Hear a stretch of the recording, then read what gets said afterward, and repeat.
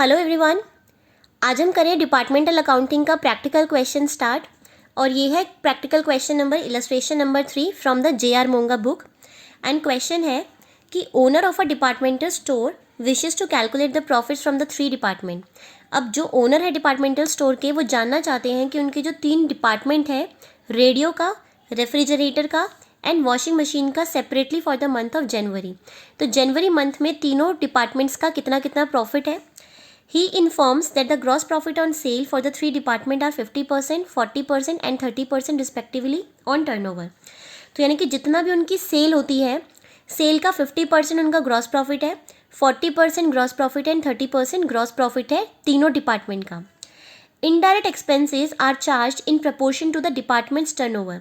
जो भी उनके इनडायरेक्ट एक्सपेंसेस होंगे, उन्हें किस तरीके से हमें डिस्ट्रीब्यूट करना है, एलोकेट करना है तीनों डिपार्टमेंट में, डिपार्टमेंट के टर्नओवर के बेसिस पे।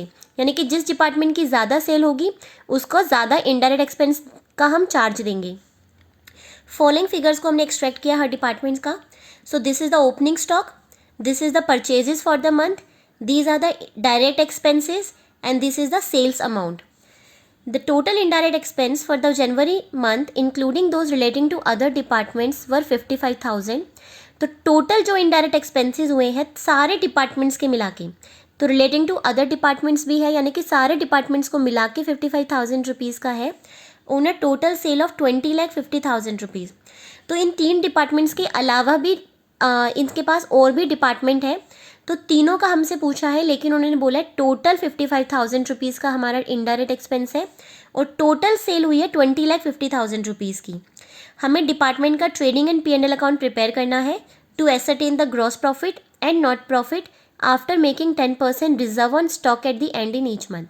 तो हमें क्या करना है कि जो भी क्लोजिंग स्टॉक होगा, उन्होंने कहा उसका 10% आप रिजर्व भी रखोगे और रिजर्व निकालने के बाद हमें उसका ग्रॉस प्रॉफिट और नेट प्रॉफिट कैलकुलेट करना है। तो देखिए हम ट्रेडिंग अकाउंट बनाना स्टार्ट करते हैं। तो यहाँ पे मैंने लिख दिया है डिपार्टमेंटल का ट्रेडिंग एंड P&L अकाउंट, क्योंकि हम जनवरी मंथ का बना रहे हैं, सो it is for the month of January 2020। तो पर्टिकुलर्स अमाउंट होता था, बट क्योंकि यहाँ पे 3 डिपार्टमेंट है, तो department A, B and C, particulars department A, B, C। Question में आपको radios, refrigerator and washing machine है, तो यहाँ पे मैंने ABC यूज़ किया है, आप वही लिखेंगे radios, refrigerator and washing machine, radio, refrigerator and washing machine. Question में हमें गिवन है ओपनिंग स्टॉक 2,80,000 एंड 1,50,000 रुपीज़ का।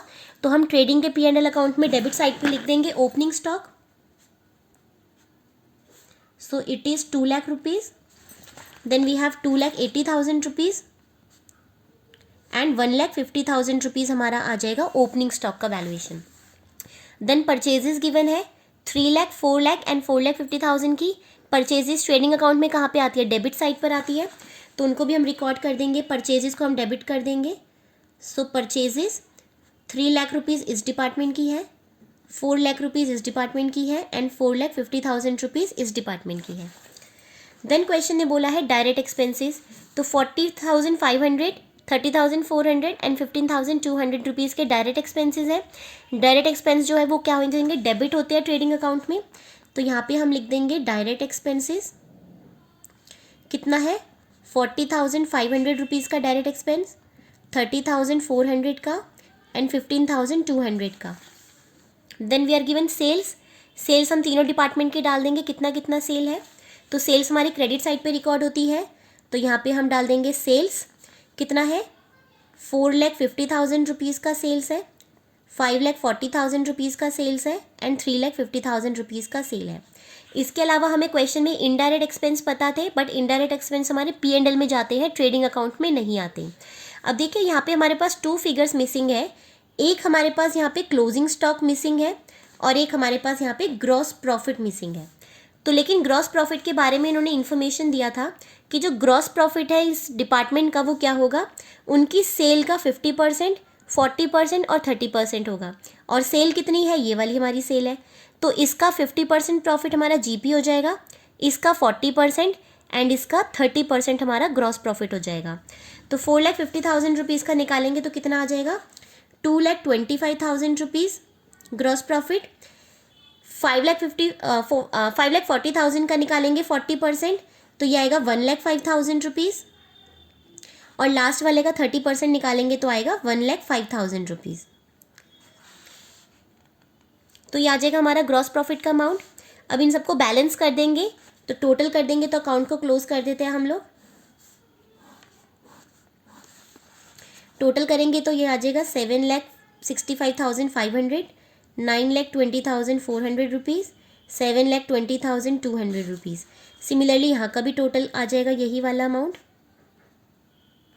7,20,200 रुपीज़। अब दोनों साइड्स को टोटल करने के बाद जो यहाँ पे बैलेंसिंग फिगर हो जाएगी वो हमारा हो जाएगा क्लोजिंग स्टॉक। तो क्लोजिंग स्टॉक आ जाएगा 3,15,500 रुपीज़ का। इसमें से इसको माइनस करेंगे तो आ जाएगा 3,86,400 रुपीज़ का क्लोजिंग स्टॉक आ जाएगा। और इसमें से इसको माइनस करेंगे तो आ जाएगा 10,72,100 रुपीज़ का आ जाएगा हमारा क्लोजिंग स्टॉक। तो ये हमारा ट्रेडिंग अकाउंट प्रिपेयर हो चुका है। सिंपल है, जैसे अभी तक हम प्रिपेयर करते थे। Opening stock, purchases, direct expense, sales, closing stock हमारी बैलेंसिंग फिगर है, so this is the balancing figure. और ग्रॉस प्रॉफिट के लिए उन्होंने इन्फॉर्मेशन दिया था कि जो ग्रॉस प्रॉफिट है वो 50% अपनी सेल्स का है, 40% एंड 30% है। तो जो भी सेल्स है हमने उसका निकाला और डाल दिया। अब यहाँ पे जो हमारा ग्रॉस प्रॉफिट है वो यहाँ पे P&L अकाउंट में ट्रांसफ़र हो जाएगा।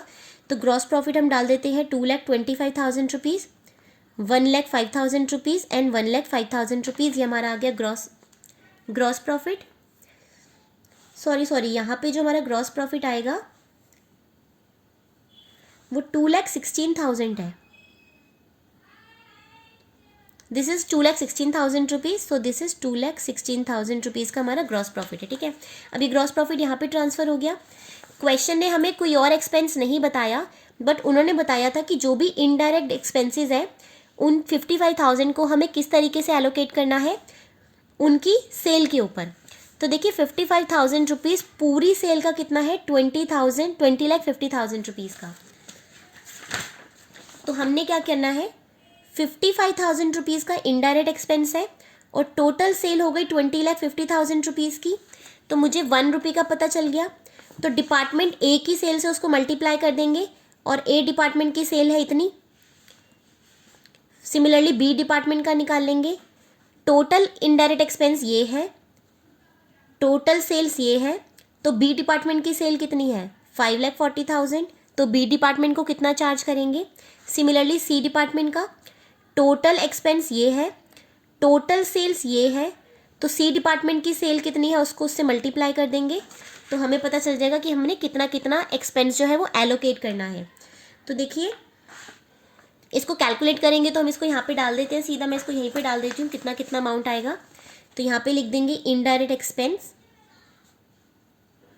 उसको सॉल्व करेंगे तो आएगा 12,073 रुपीज़, 14,488 रुपीज़ एंड 9,390 रुपीज़। तो ये हमारा इनडायरेक्ट एक्सपेंस भी हमने डाल दिया। इसके बाद क्वेश्चन ने कहा था कि जितना भी आपका क्लोजिंग स्टॉक है उसका 10% आपने रिजर्व रखना है। तो हम 10% रिजर्व भी रख लेंगे।